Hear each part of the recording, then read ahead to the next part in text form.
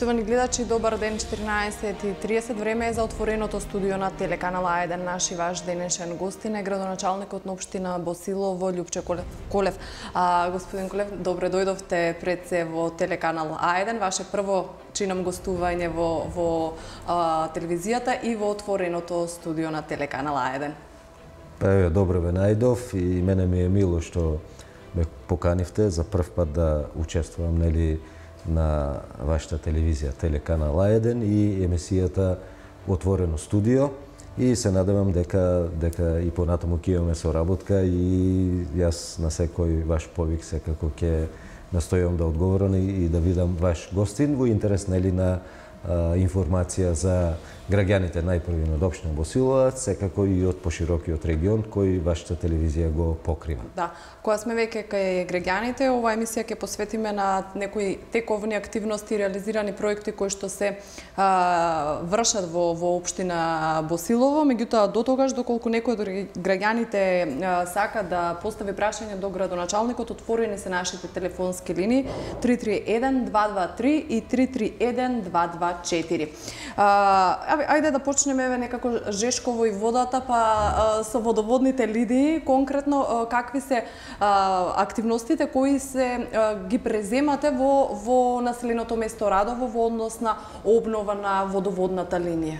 Па добро, населеното место Радово е едно од населените места, кои со вода се снабдуваат од водоводниот систем Иловица, кој беше изграден пред 10 години и добро функционира. Ова што сега го имавме како зафат пред неколку дена, тоа беше да овозможиме поголема издашност за оној дел каде што во Радово е предвидено да се градат стопански објекти. Тука е пред се млекарата Здравје Радово, која е еден од најголемите потрошувачи на квалитетна вода во кај нашето комунално предпријатие.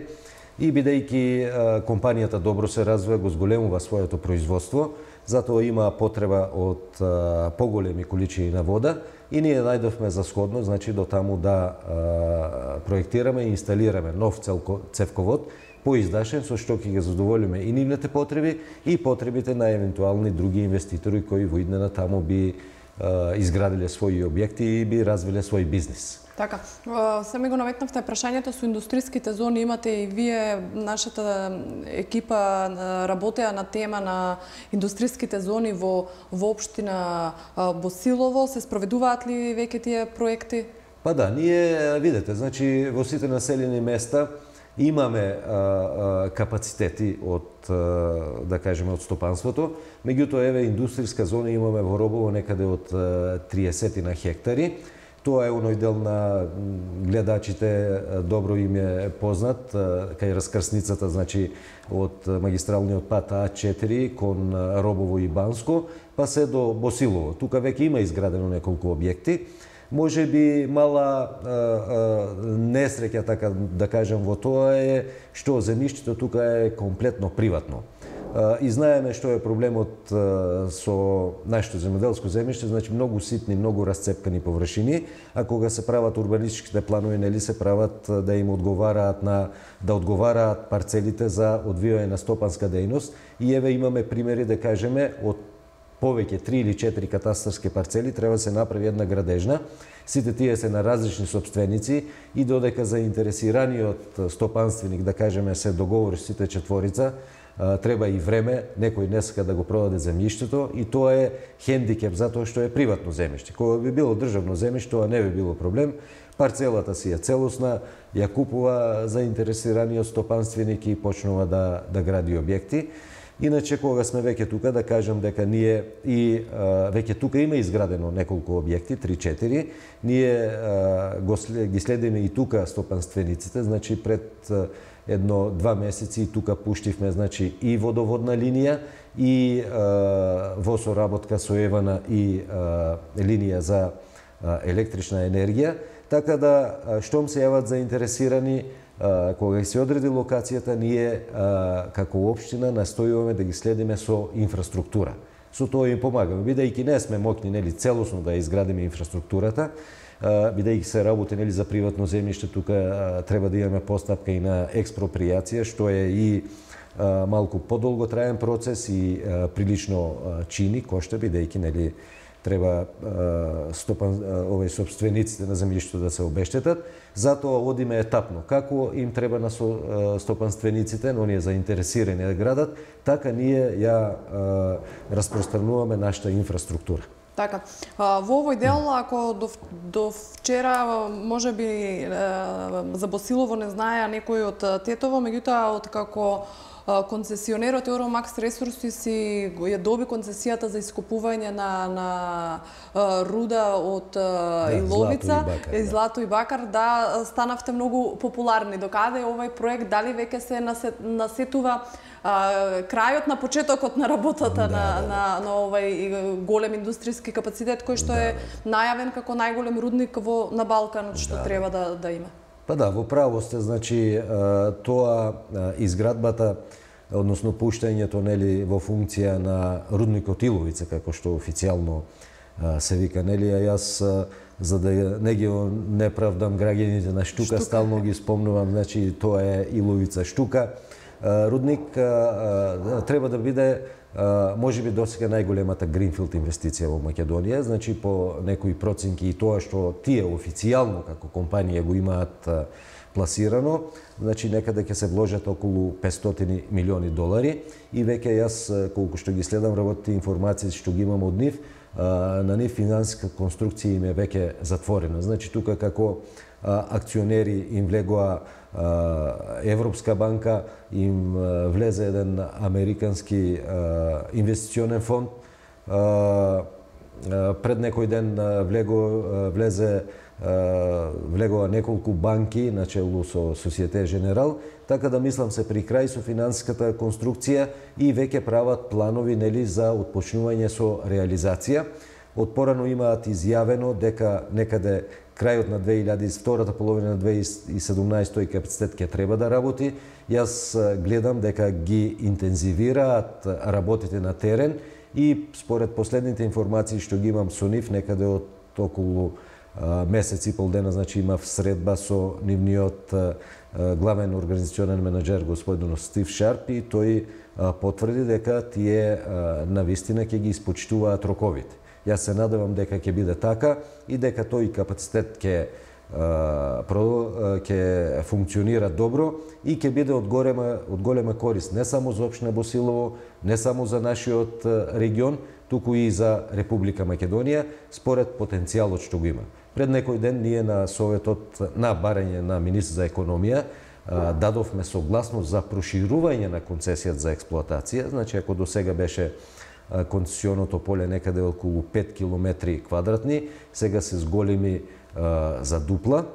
Значи, испитувањата што тие ги вршеа дадоа резултат и она што беше нели по првичните испитувања, по првичната концесија, дека рудникот ќе работи, ќе се експлоатира 23 години, значи сега тој рок се зголемува и еве јас слободно може да кажам, според тоа што го имам како познавање, бидејќи веќе подолго време нели и ја следам и таа проблематика, значи тој рудник ќе работи сигурно 50 на години, а можеби и повеќе, бидејќи испитувањата се уште траат.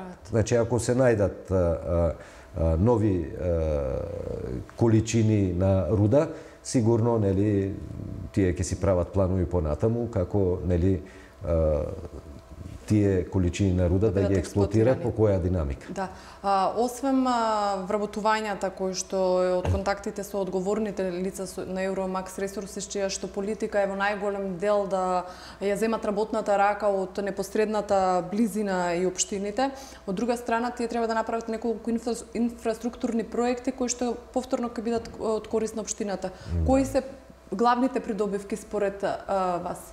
Па добро, нели тука ќе има вработување. Сега јас ги спомнав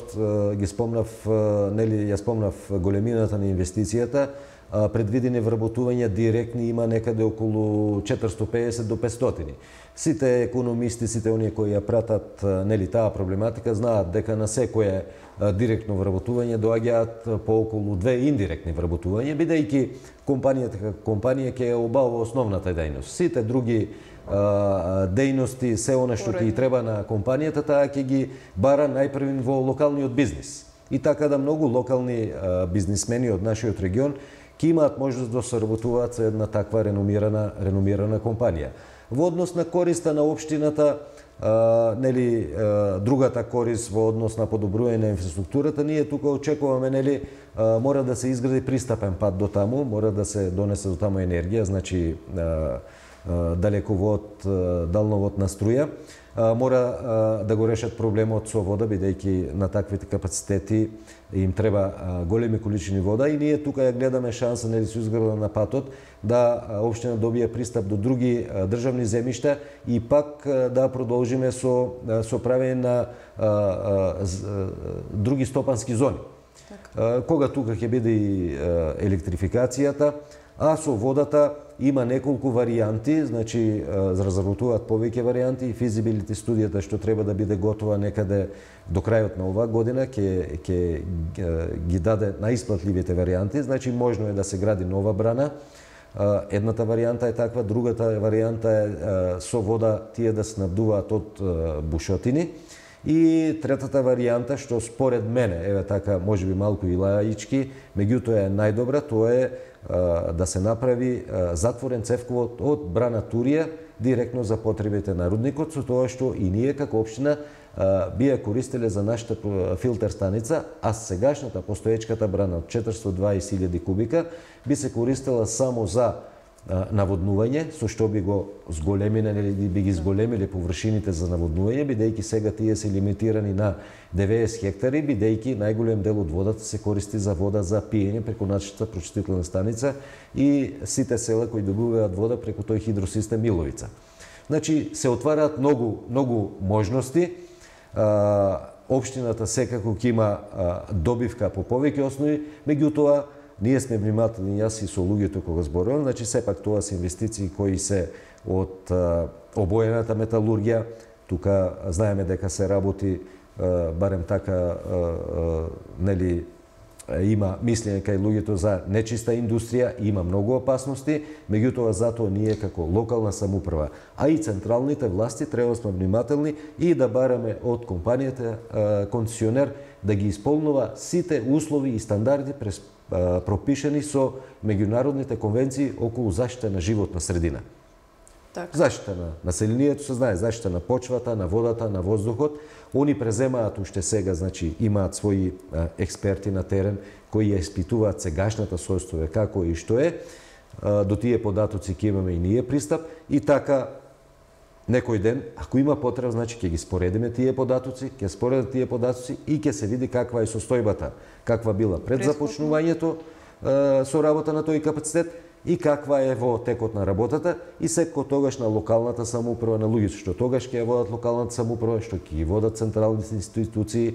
Тука е многу важно и нели Министерството за животна средина, тука е важен и невладениот сектор, еколошките друштва, оној дел кои се нели кои ја третираат таа проблематика и сите заеднички не да бидеме непријателски настроени кон компанијата или едни према други, меѓутоа нели да се почитуваат сите стандарди и на крајот сите да бидеме задоволни. Јас кога разговарам со нив, јас тоа прво го спомнувам, им кажувам дека еве нашата општина Босилово, територијата на општина Босилово го држи најплодното земјиште во нашиот микрорегион. И тука се произведуваат најквалитетните земјоделски производи. Значи тука до сега немало ни еден индустријски капацитет кој би ја загадувал почвата, водата, воздухот. И затоа сакаме и понатаму основна дејност на нашите луѓе да биде земјоделието, а нека имаме и развиено рударство. Така. Еве спомнавме и за патишта. Кои се проектите во делот на инфраструктурата, подобрувањето на инфраструктурата и поврзувањето на населените места, како меѓу себе, така и внатре? Задоволен ли сте од досега сработеното на овој план и кои се така поголеми проекти кои што се завршени или кои што тек треба да почнат во делот на патната инфраструктура? Видете, нели, задоволен или незадоволен, нели, тоа е релативно. Еве, јас сум задоволен со тоа што од кога сум јас градоначелник е изградено, меѓутоа од друга страна сметам дека може уште повеќе или можел уште повеќе да се направи, мада и јас и тимот што работи со мене вложуваме 100% од нас да реализираме што повеќе. Руралните општини беа долг период, руралните средини, бидејќи порано не постоја нели како општини, беа многу долг период во нашата поранешна држава запоставувани. И за тоа се случија некои процеси нели на иселување, нели она индустриализација, па префрлување населението во градовите, тоа остави своји последици. Со формирањето сега на овие општини, најпрви нели 1996, поготово 2005 со почнување на поинтензивен процес на децентрализација и сегашната територијална поделба, онака како што сме сега поставени општините, значи овие рурални средини добија многу. 2009 година, кога размислував, нели, претходно кога размислував да се кандидирам за градоначелник, си правев нели некоја концепција, размисла, бидејќи јас тука сум роден, тука пораснав, тука живеам, сметам дека ја познавам добро општината, ги познавам луѓето, го познавам нивниот менталитет, нивните навики и дојдов до заклучок дека најмногу ни фали поврзување на селото, односно таа патна инфраструктура. Фалат многу работи. Ние се уште имаме села за решавање на водоснабдување, се уште имаме и ќе го имаме долго тој проблем со решавање на асфалтирање и подобрување на улиците, центрите на селата, други објекти, со проблемите со отпадот кој веќе некако го решаваме, меѓутоа нели се тоа почетни чекори. Еве со одводот многу тешко ни оди, значи тоа прашање се уште го немаме допрено, бидејќи бара многу финансиски средства.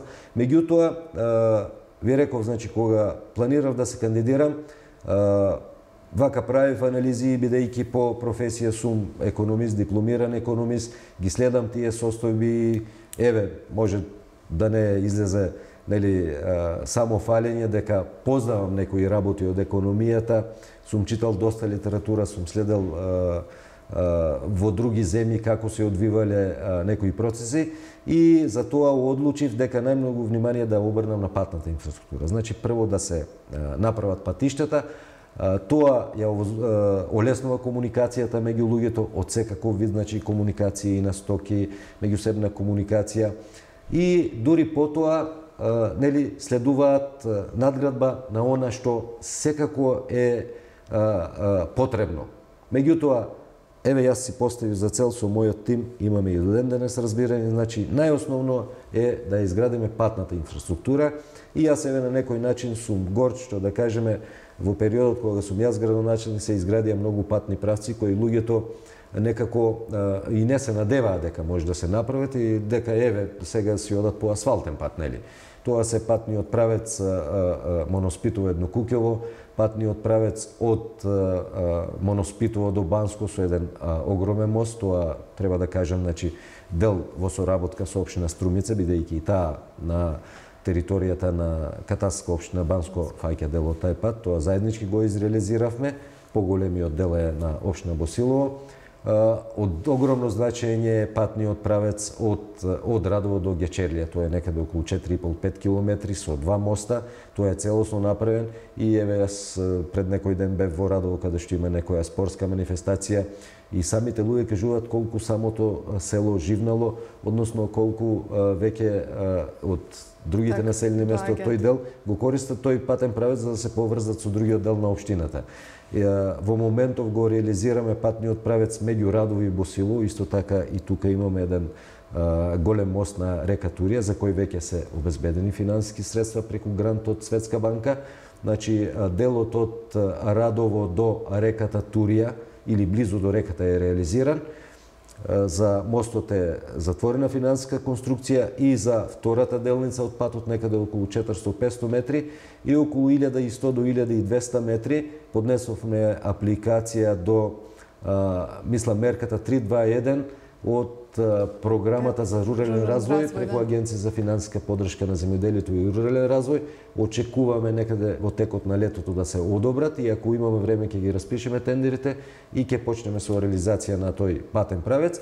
А секако имаме проекти и за други патни правци, меѓутоа еве јас имам еден принцип, нели, додека немам сигурни информации, не кажувам дека, не ветувам дека нешто ќе се направи, меѓутоа секако имаме во планови и тој концепт и понатаму ќе го туркаме, така да кажам, бидејќи јас ги гледам и реакциите на граѓаните, а и по сите анализи, и мои, и на стручни лица, значи тоа е добар концепт и понатаму тоа ќе ги даде своите резултати. Со кои други проекти имате аплицирано годинава преку Агенцијата за рурален развој? Обично ова беше една финансиски инструмент токму за малите општини кои што немаат доволно собствен буџет и преку оваа програма да може да аплицираат. Еве еден дел кажавме. Да. Па добро, тие програми, тие се неколку мерки до кои ние имаме пристап како општини, поготово руралните општини, и тоа е многу добар извор на обезбедување на средства на руралните општини за капитални проекти. Се боревме долго време, меѓутоа јас ги сваќам и централните власти, бидејќи сепак општините и немаа капацитет да менаџираат со такви проекти. Значи, од 2005 година нели се градат капацитетите на нашата администрација, знаеме тогаш многу поголеми ингеренции и сите треба да бидеме свесни дека добри кадри не се прават преку ноќ. Тоа треба да го знаат сите. Стануваат работите се посложени, значи законски промени мора да се прилагодуваме на европското законодавство, тама има некои посебни правила, ние мора тоа да го почитуваме и тие програми фактички од агенцијата ни беа како твининг програми за ние утре да бидеме спремни и за европските фондови, бидејќи еве сега да кажеме ги користиме само ИПА компонентата за прекогранична соработка. Меѓутоа еве од 2016 веќе излегува компонентата пак ИПА 2 мислам беше за инфраструктура, комунална инфраструктура во рурални средини.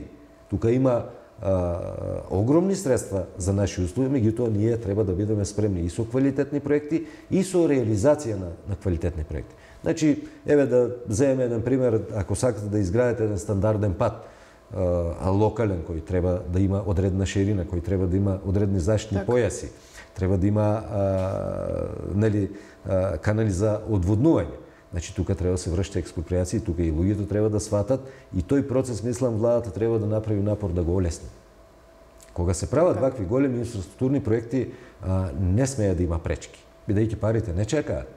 Ние, еве, имаме искуство со ИПА компонента за прекогранична соработка, како одминуваат повиците, значи ние сме се поспремни и навлегуваме во проблематиката и гледаме дека да, може да се добијат средства. Меѓутоа таму не ги признаваат нашите традиции. Сега тука ќе сметам зошто комшијата вака, зошто од овој комшија зедовте да кажеме 50 квадрати, од мене 70, па нели може трасата малку да се помести. Значи тоа го нема таму. Таму се работи по стандарди, се знае проектантите проектираат по стандарди и тоа е тоа. Од мене ќе има 50, од комшијата 100 квадрати земено и треба да се помириме со тоа, а сите ќе имаме повеќе кратна корис. И ќе ни се отворат многу фондови, еве, ние имаме и тимови што работат веќе и на лидер програмата. Значи, еве, баш денес имав брифинг од еден од луѓето кои ги ангажирав околу таа програма. Значи, се дојдени во некоја фаза тоа да се регистрира во централен регистар тој локална акциона група, повеќе општини и тука се отвараат огромни можности. Меѓутоа, сите тие средства ќе ги користиме многу повеќе ако и ние самите и како институции, и како граѓани, и како луѓе смениме некои наши навики и мора да ги смениме. Инаку само ќе имаме можности и неискористени и ќе се критикуваме кој е крив, кој е прав.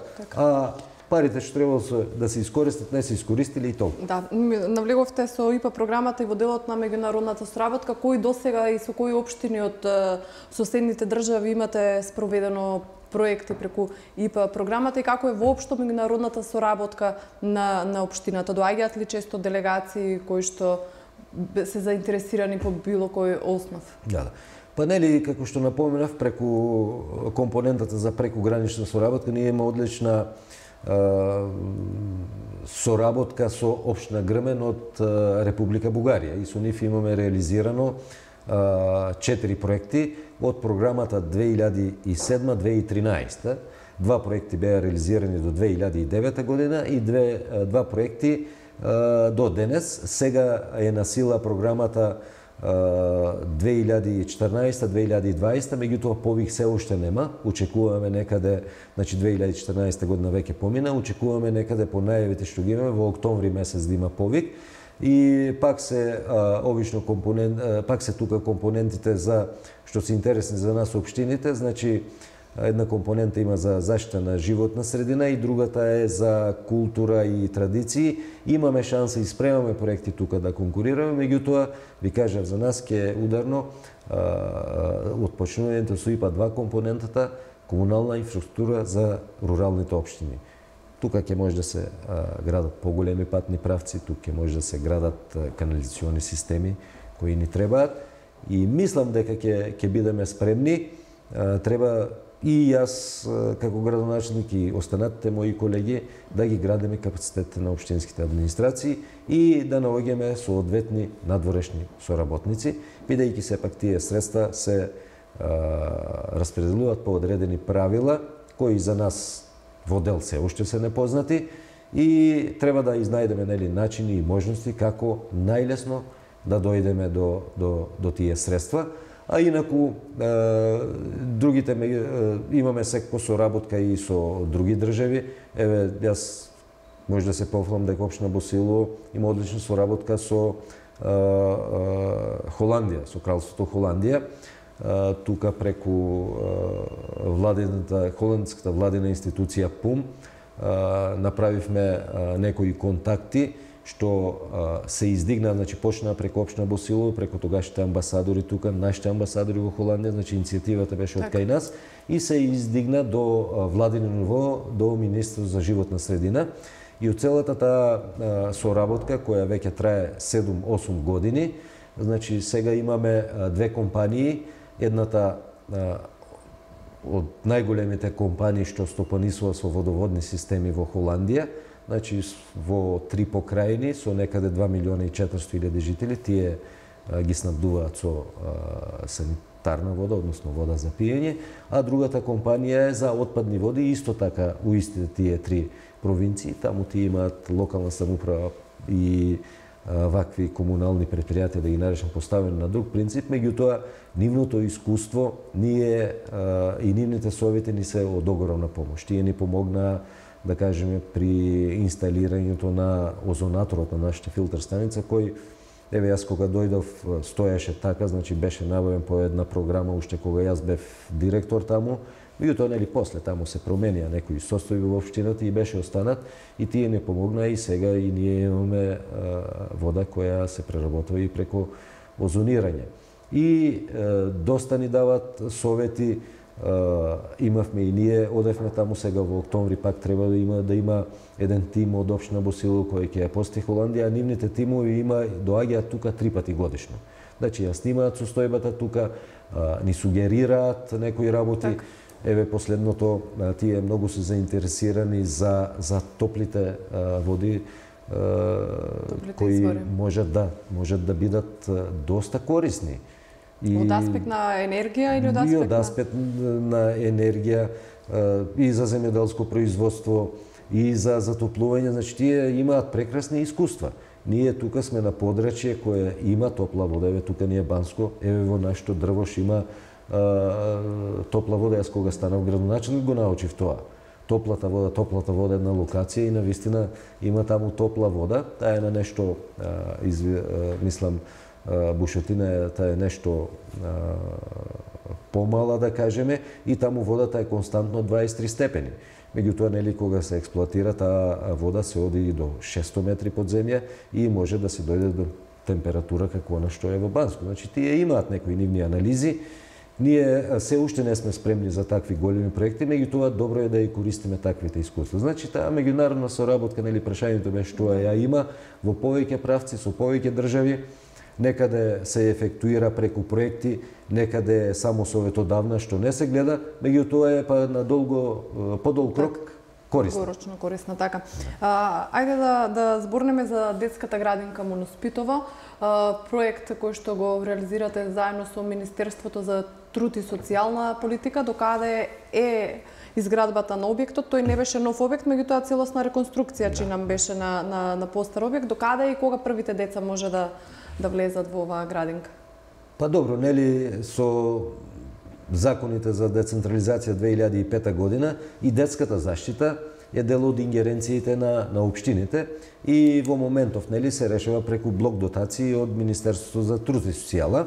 Општина Босилово до сега немала детска градинка и во контакти и разговори со тогашниот министер Спире Ристевски дојдовме на идеја во Моноспитово, каде што имавме една постара зграда во склоп на дворот на школото, која порано била кујна и која зграда беше прилично така во кондиција и со реконструкција можеше да се направи детска градинка и веќе тоа е направено. Се договоривме, значи Министерството го заврши градежниот дел реконструкцијата на објектот, а општината ја обезбеди целокупната опрема, значи од кревечиња до играчки за деца и инсталациите, значи системот за парно грејење, водоснабдувањето, одводот и електричната и громобранската инсталација. Така да тоа е се готово и јас очекувам некаде во почетокот на септември месец со почнувањето на школска година да започне и тој капацитет да и проработи. За сега ќе е со капацитет за 40 на деца со можност нели да се зголеми до 60-65 и во моментов ќе работи како објект од детската градинка, мислам беше прва радост под општина Василево. Так. Значи централниот објект ќе биде таму во Василево, а тоа ќе биде дел, односно објект од таа детска градинка, нели со интенции понатаму ако ние и во другите населени места или во некое друго населено место направиме детска градинка, а тоа ни е во плановите, значи го планираме, тие ни се долгорочни планови. Сега немам таква најава, меѓутоа ние ги бараме можностите и да си премине во самостоен субјект. Так. И очекувам еве есента нели да проработи тој објект и тој капацитет. Тука ќе бидат опфатени нели најголема корист ќе имаат секој граѓаните од населеното место Моноспитово и Бориево, бидејќи тие ни се и така во школото поврзани, нели тука ги имаме школото Борис Трајковски, меѓутоа секој и за другите граѓани, меѓутоа колку што имам најава јас, значи сега има интерес за 90 на деца, капацитетот реков не имал, меѓутоа нели ние како општина ќе се трудиме тој капацитет да го зголемиме и да и таа услуга ја добијат нашите граѓани, односно еве најмалите граѓани, дечињата уште од најмала возраст нели да бидат заштита. Згрижени да добијат соодветна. Следно прашање сакам да ве прашам за реконструкцијата на културниот дом за Босилово, ма тоа ќе го оставиме зашто ова со децата сега ме асоцира на летото во општина Босилово и вратените иселеници кои што го ја полнат општината. Се вратија ли луѓето, заживеа ли општина Босилово во тој сјај и во овој дел културните настани кои што ги одржувате, познати селенички средби, меѓутоа и другите настани во овој дел? Па добро, нели и општина Босилово е едно од општините кои има доста иселеници, значи тоа е еден процес кој е почнат некаде 67-68 година. Еве јас потекнувам и живеам во населеното место Турново и се сеќавам кога почнаа тие иселувања. И значи еве денес да кажеме некаде 40% од жителите на Турново се најповеќе во Швајцарија. Значи има и во Германија, Италија, Словенија, меѓутоа најповеќе се во Швајцарија. И по едни наши интерни статистики кои ги водиме, значи општина Босилово има по последниот попис 14.206 жители, некаде меѓу 2.500 и 2.700 жители се надвор, значи тоа е некаде некој процент 16 или 17%, што не е малку.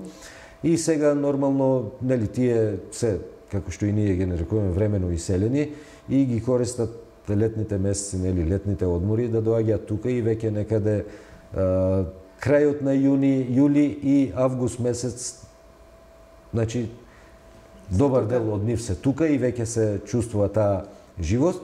И за да можеме да направиме една врска, нели, некое дружење, што е исклучително потребно во денешните динамични и стресни времења, решивме да организираме иселеничка вечер, ја правиме во Босилово и го одредивме датумот 31 јули. Мислам ова година ќе биде 6-та средба, ако не се лажам. Меѓутоа, за жал, за сега немаме среќа со временските прилики. Ние сакаме да ја правиме на отворено, имаме отворена сцена на повеќе наменското игралиште во населеното место Босилово. Тука имаме, нели, соодветна бина, имаме услови. И до сега само 2 пати била на отворена, останатите била, нели, се прилагодувавме во салата на културниот дом. Оваа година се надеваме времето да биде добро, бидејќи еве културниот дом, салата се реконструира, значи нема да има таа можност. И се надеваме еве тој ден да имаме добри временски прилики и еве нашите иселеници со нивните пријатели, роднини тука да поминат една добра вечер. И јас од кога почнавме стално апелирам, нели, и граѓаните, и тие од страна, јас доаѓале кај мене, ги примам, имаме контакти, и тие од тука да даваат идеи како да ја збогатиме, да ги збогатиме тие денови кога тие се тука. Еве во моментов имаме и турнир на мал фудбал на мал зелен терен во Радово, што е исто така во тој контекст на тоа добро.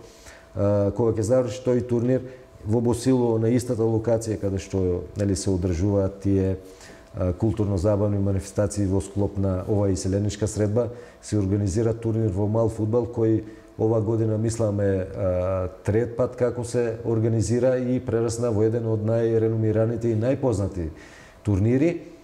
И еве им апелирам до граѓаните и тие што се тука и нашите привремено иселени да доаѓаат во општината со идеи како да тие содржини ги подобриме, што да вметнеме со цел, нели, тоа дружење и таа комуникација да биде поинтензивна тие денови и тие размени на искуства се потоа, нели, даваат некој резултат.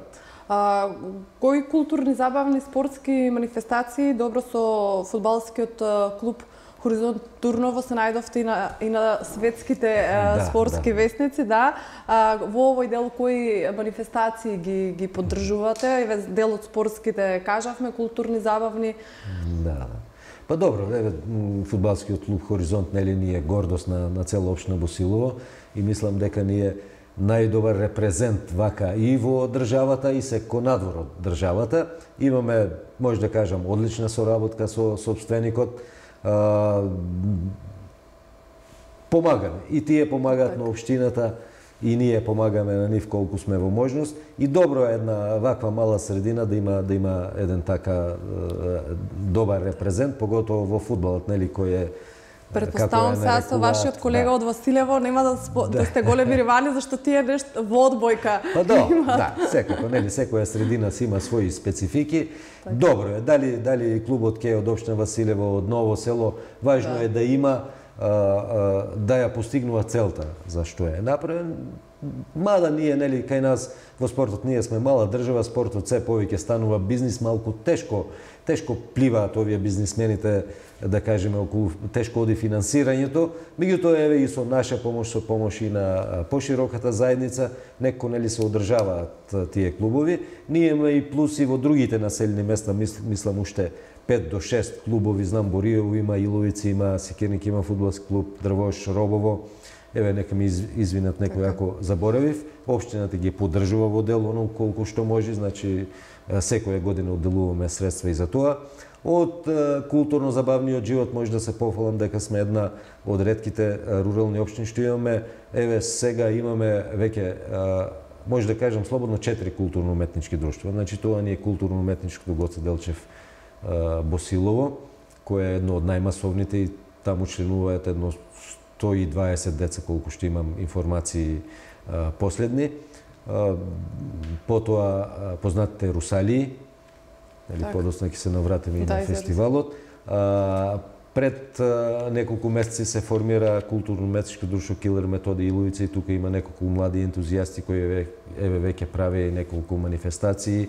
Последниот пат во соработка со Гоце Делчев Босилово беа на меѓународен фестивал во Бугарија. Так, значи во секој случај и во формирање ние веќе формално функционира културно-уметничко друштво Кавалџи, меѓутоа во формирање да го направиме како правно лице. Инаку знаете тука во Штука го направивме етноцентарот, Шко Велко Ѓоргиев ги води децата, веќе излегува една генерација Кавалџи што на повисоко ниво веќе ги изучуваат кавалите. Сега има едно 20 на 30 деца таму. Милина е која ги гледаш како свират на кавали. Пред некој ден беа на фестивалот во Битола, сега ќе одат во Прилеп, мислам, Долни фестивалот, пред некој ден ми донесува програмата, па имаат уште 3-4 патувања. Им помагам на сите, се снаоѓаме, уште ни остана, ви кажев, уште куд Кавалџи да го регистрираме како правно лице, тогаш трансферите на средства ни се полесни, обезбедувањето на средства и дај Боже да има такви ентузијасти како Шко Велко, како Васил Пандев, како Митко Иванов, како Маријано Диловица и неговата екипа, да не ги спомнувам сите, и општината ќе ги поддржува. Јас, еве веќе со мене се навикна, имаат, мислам, доволна поддршка, барем понашо разговаравме. Верувам било кој да дојде, нели, нашето место е такво, нели, еден ден ќе има и друг човек таму, ќе имаат. Ќе направиме сега една кратка пауза со џингл, се враќаме, почитувани гледачи, веднаш по џингл.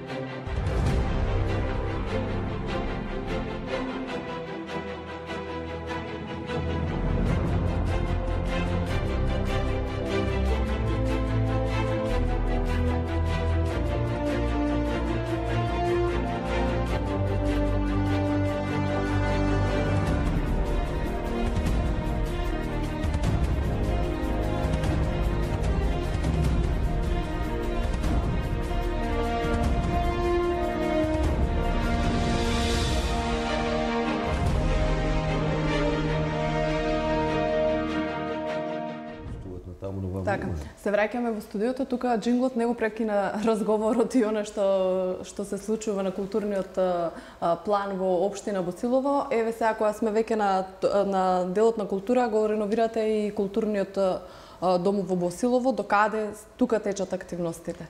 Па добро, нели, јас кажав во првиот дел од емисијата концепцијата како беше, меѓутоа нели ние не ги запоставивме и другите области и дејности. Значи не е поентата да се гради само инфраструктура, значи треба и таа надоградба со другиот дел. Спомнавме и спортски активности, се меѓу другото нели тука и културата. Ние еве знаат граѓаните, го изградивме и етноцентарот во Штука, тоа беше преку форумот на заедница, помош на Швајцарската развојна агенција.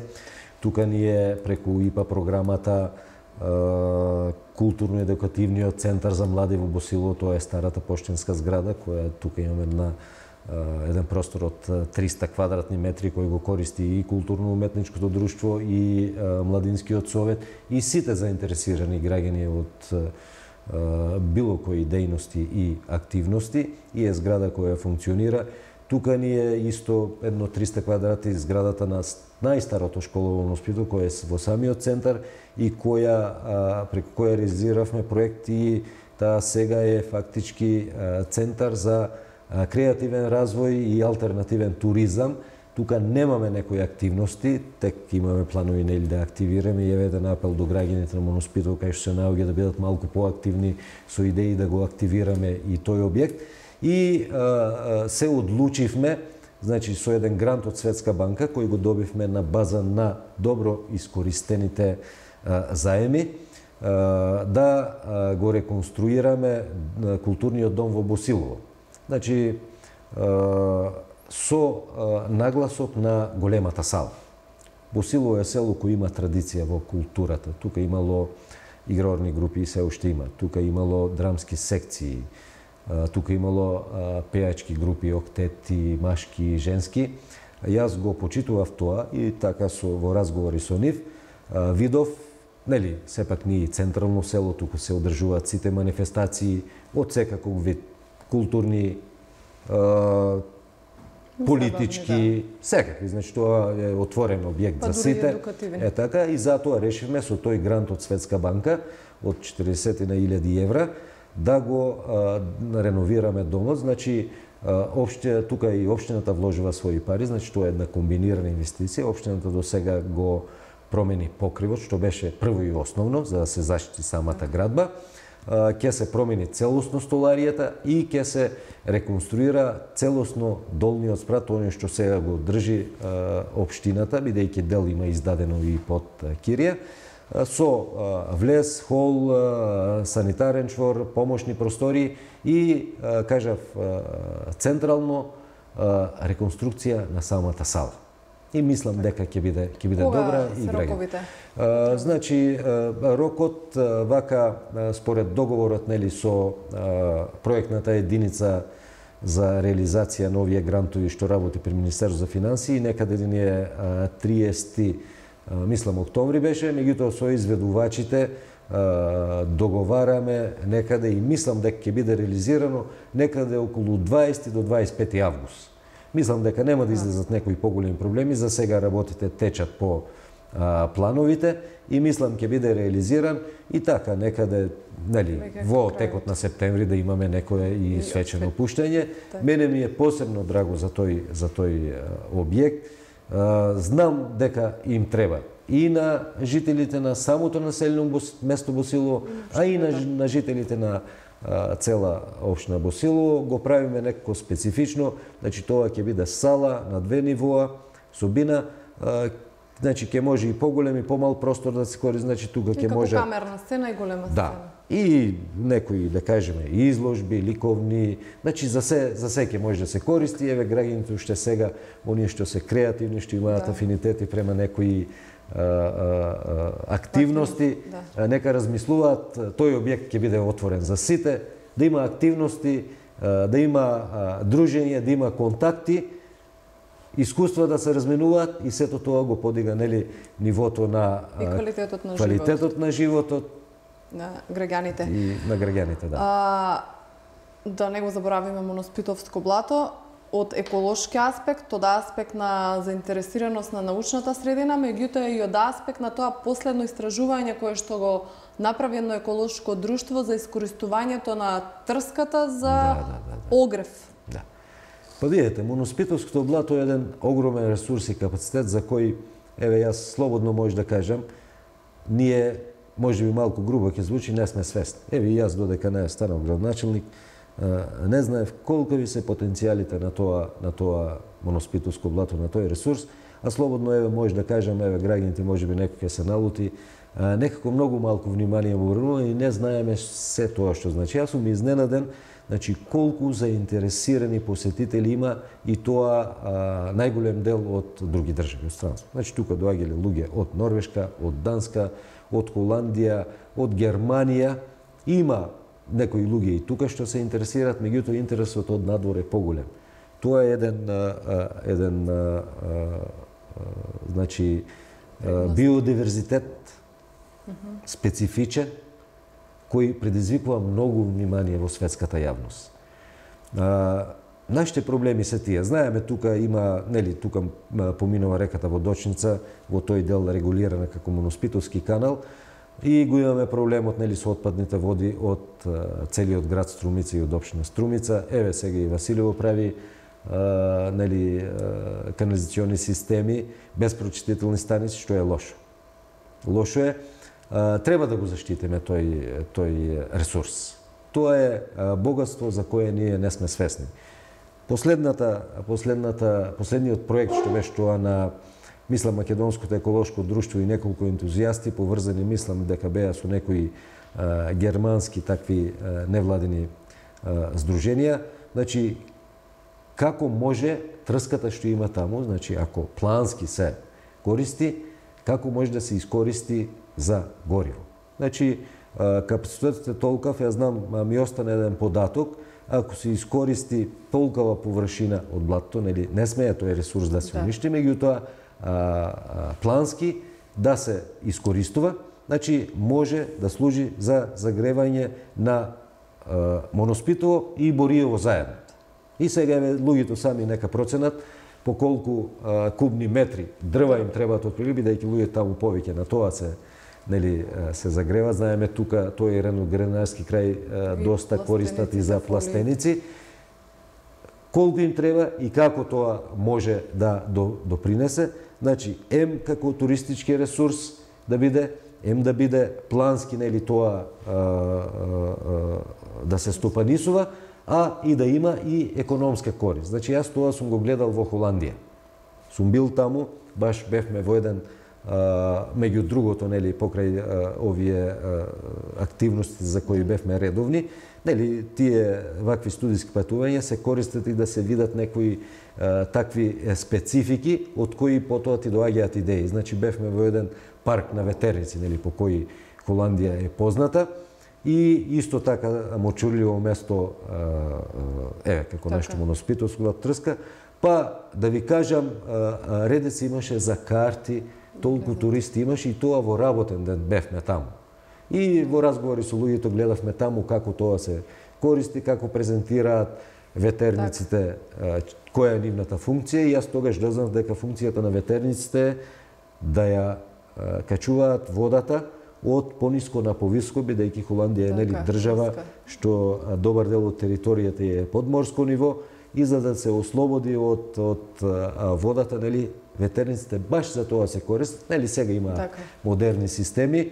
И тоа ни е добро искуство, значи нив маката ги натерала да размислуваат и да наоѓаат решение уште многу одамна. А ние треба тоа искуство да го користиме, бидејќи знаеме и какви проблеми ние имаме со поплави тука во нашите региони, во нашата држава. Тука некаде ја доведуваме при крај нашата емисија. За крај, колку трае вашиот работен ден и со што знаете да се релаксирате? Па добро, работниот ден работниот ден ми трае некаде 10-11 сати, да кажеме, од прилика, некогаш помалку, некогаш има потреба, и ние чувствуваме замор, поготово овие вакви времења кои се летниот период. Јас, може да кажам за мене лично, организмот ми е таков, да летниот период ми е малку потешко, да кажем, секој си е различен. Може би сега користам прилики малку повеќе да одмарам, меѓутоа од прилика во просек, значи меѓу 9 и 11 сати работам на ден. Саботите и неделите ретко кога ги користам како слободни, понекогаш морам, организмот си го бара тоа. За сега релаксација, што книга, филм, прошетка, дружба? Може да кажам, јас порано бев љубител на читање, значи читав многу книги, откако сега градоначелник не може да се пофалам. Можам словом да трпам критика, некако не наоѓам време, а знам ако сте упорни за се може да најдете време, значи кривицата е кај мене. Сакам понекогаш да седнам така со пријатели малку од секојдневните проблеми, дали да се одделам, некои други теми да разработиме, да се сетиме на некои спомени од порано, па некои планови за иднина, тако некои секојдневните проблеми да ги тргнам настрана. Порано се движев, сега и лекарите ми препорачуваат движење, ќе настојувам да го послушам нивниот совет, барем така пешачење, барем еднаш до два пати неделно да правам, и тука се сведуваат тие активности. Знам понекогаш да гледам и добар филм на телевизија, што поретко ги има, и сега имаме повеќе телевизии, па може некогаш да се најде некоја забавна емисија, можеби ги гледам овие емисиите од научен карактер кои ги има овие каналите Discovery, Национална географија и така. Во секој случај добри избори на релаксација на порниот ден. Јас ви благодарам за гостувањето. Се надевам дека ова гостување нема во напорниот ден да биде дел, туку дека ви беше дел од тој дел на малку релаксација и работа. Ви благодарам за вашето гостување. Се надевам дека во некоја наредна прилика повторно ќе бидете дел од програмата на нашата телевизија. Јас ви благодарам. Значи и наша обврска е како јавни личности, да излеземе пред граѓаните, да кажеме тоа што сме заработили, тоа што планираме, да видат какви сме, да научат дел за нас и секој виднина ќе ги прифаќам вашите покани и ќе бидам ваш гостин. Так. Ви благодарам и на вас и на гледачите кои одвоија време да не проследат. Така. Благодарност до гледачите од моје име, почитувани гледачи, ви благодарам што овој час го одвоивте за да го следите отвореното студио на телеканал А1. Пријатен ден.